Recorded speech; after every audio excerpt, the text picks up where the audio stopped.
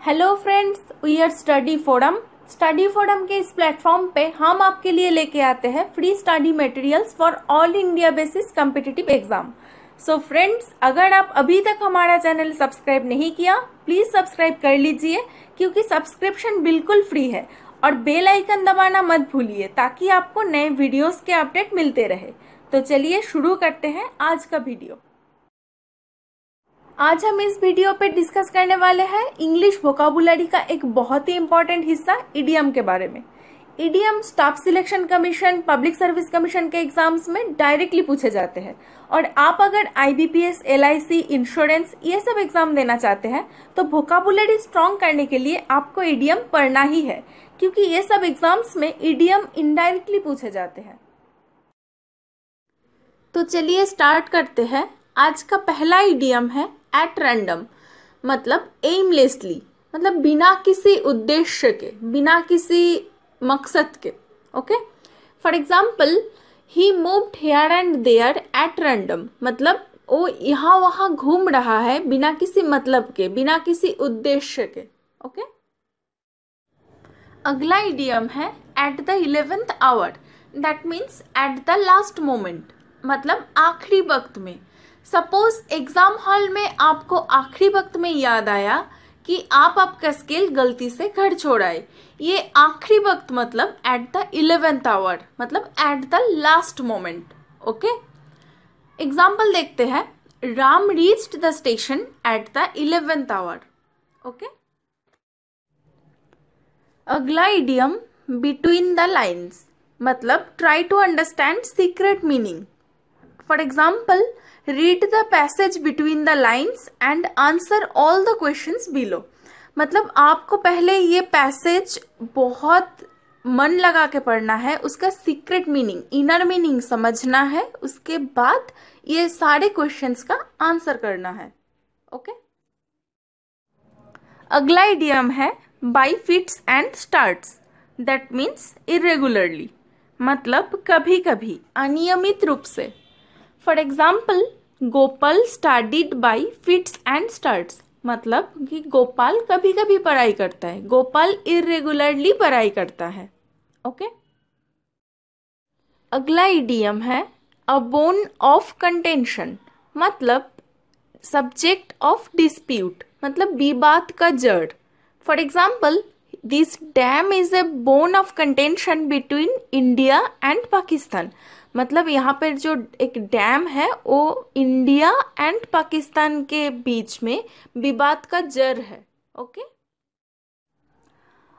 Next idiom to take to heart, that means pay attention to और take seriously, मतलब मन लगा के सुनना, किसी भी चीज पे ध्यान देना। इसका और एक मीनिंग है to be made very sad और अपसेट बाई। सपोज आप आपके फ्रेंड को कुछ भला बुरा कह दिया और वो आपकी बात दिल पे लगा लिया, मतलब उसे बुरा लग गया। Okay, for example, don't take my criticism to heart. अगला idiom pay through the nose, that means to pay too much for something, मतलब भारी कीमत देना। For example, you have to pay through the nose for this beautiful diamond ring, मतलब जैसे हम सबको पता ही है कि डायमंड बहुत ही वैल्यूएबल है, तो ये ब्यूटीफुल डायमंड रिंग के लिए आपको भारी कीमत देना होगा। Okay, next idiom not have a leg to stand on, मतलब to have no support for your position, या फिर to be in a situation in which you can not prove something, मतलब कथन का समर्थन न कर पाना। For example, if you have no written document you don't have a leg to stand on, मतलब अगर आपके पास कुछ भी लिखित दस्तावेज नहीं है तो आप आपके कथन का समर्थन नहीं कर पाएंगे। ओके, अगला idiom over head and ears, that means completely, deeply, मतलब पूरी तरह से। For example, he is over head and ears in debt, मतलब वो पूरी तरह से कर्जे में डूबा हुआ है।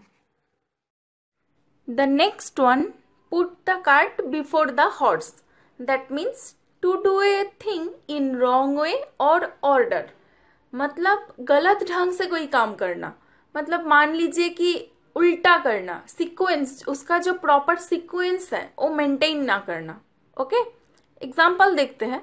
ही is putting the cart before the horse by purchasing furniture before buying a house, मतलब वो घर खरीदने से पहले सारा फर्नीचर्स खरीद लिया।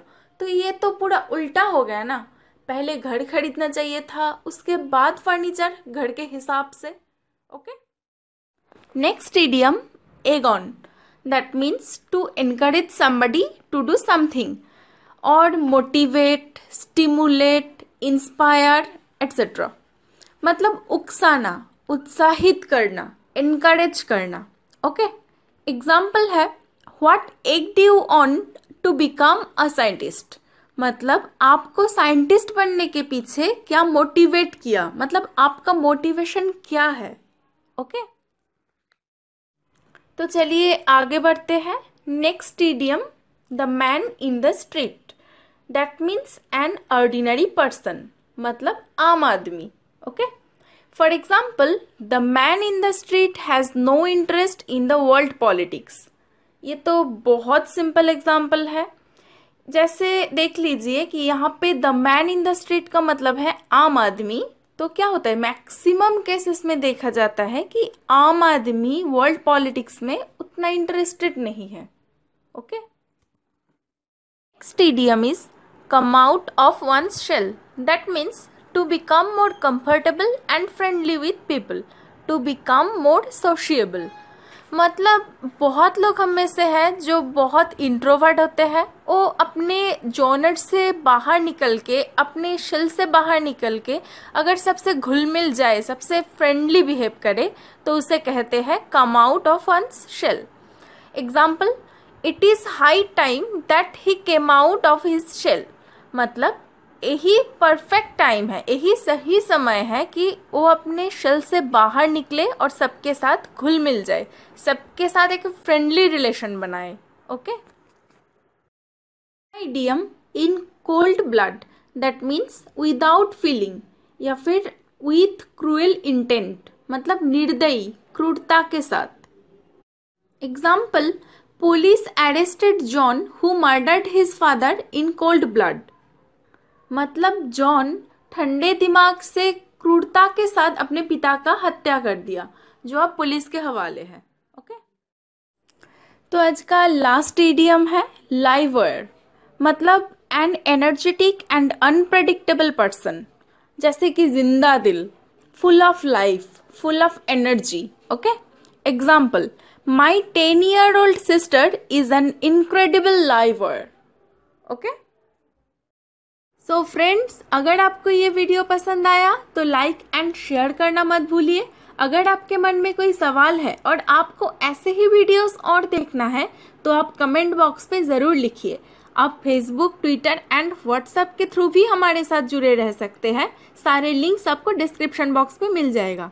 सो friends, thanks to watch our video and wish you a very good luck for your upcoming exam.